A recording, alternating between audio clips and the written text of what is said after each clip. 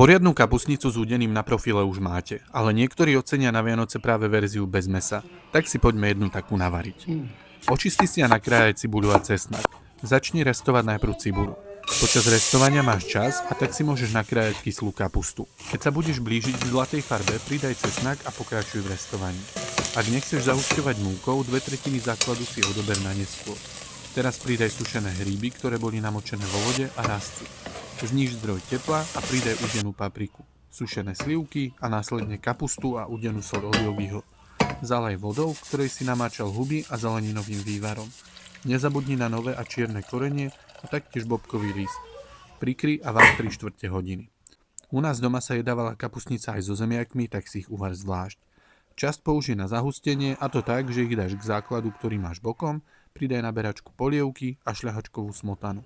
Zmixuj do hladka, vmiešaj do polievky a máš hotovo.